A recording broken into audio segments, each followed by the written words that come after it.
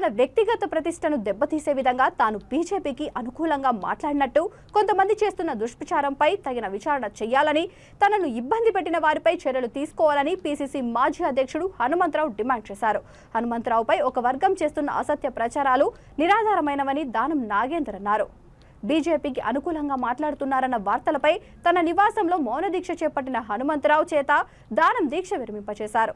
ఇలాంటి అసత్య ప్రచారాలు చేస్తున్న వ్యక్తులపై తగు చర్యలు తీసుకోవాలని డిమాండ్ చేశారు.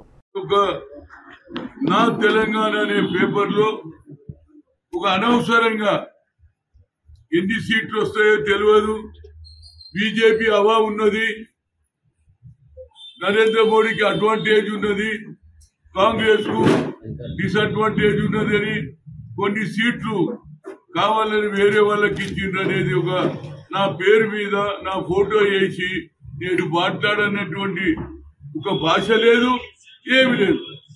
దీన్ని ఎవరు దీని వెనకాల ఉన్నారు? బీజేపీ దీన్ని నిన్నటి నుంచి వైరల్, అన్ని దగ్గర వైరల్, అన్ని సోషల్ మీడియాలో పెట్టేసి హనుమంతరావు బీజేపీలో. నేను ఎన్నడు పోవాలి బీజేపీలో?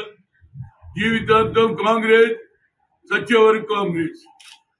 బీజేపీ దగ్గరకు పోయేది లేదు, బీజేపీతో సంప్రదించేది లేదు. ఏ రాజీవ్ గాంధీ అయితే మతతత్వ పార్టీలను దూరం పెట్టిండో, అదేవిధంగా రాహుల్ గాంధీ గారు కూడా అదే ఆలోచన, మాది కూడా అదే. దాని గురించి పొద్దుటి నుంచి ఈనాడు మౌనవ్రతం ఎందుకు పెట్టినామంటే ప్రజలకు తెలియాలి. ఎంతమందికి అని చెప్పాలి? ఏం హనుమంతనా నువ్వు బీజేపీలో పోతున్నా అంటే ఏం జవాబు చెప్పాలి, ఎంతమందికి చెప్పాలి అనే దాని మీద ఇవాళ కూర్చోవడం జరిగింది. దీనికి మా మిత్రుడు ఎలక్షన్ లో తెలియని వారు మన రాష్ట్రంలో కాదు, ఉమ్మడి రాష్ట్రంలో కాదు, కర్ణాటకలో, తమిళనాడులో, ఢిల్లీలో, వివిధ రాష్ట్రాలలో వివిధ హోదాలో అఖిల భారత కాంగ్రెస్ కమిటీలో కార్యదర్శిగా, ప్రధాన కార్యదర్శిగా, యువజన కాంగ్రెస్ ఎన్ఎస్యుఐ ఇలా అంచెలంచెలుగా పిసిసి అధ్యక్షుడిగా, ఈ రాష్ట్ర మంత్రిగా, ఉమ్మడి రాష్ట్రంలో మంత్రిగా ఎన్నో సేవలు అందించినటువంటి మరి హనుమంతరావు గారి మీద సోషల్ మీడియాలో ప్రధానంగా నమస్తే తెలంగాణ పత్రిక అనేది జగమరిగిన సత్యం ఏంటంటే బీఆర్ఎస్ పార్టీయే లోపాయకంగా ఒప్పందం పెట్టుకుంది. అదే మాటకే నేను చెప్పి బయటికి రావడం జరిగింది.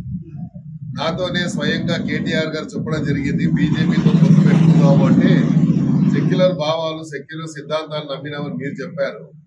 మరి సెక్యులర్ అని ఎప్పుడు చెప్తారు? బీజేపీతో పొత్తు పెట్టుకుంటే సెక్యులర్ ఎలా అవుతుంది? మరి వాళ్ళ సిద్ధాంతం వేరే, వాళ్ళ ఐడియాలజీ వేరే.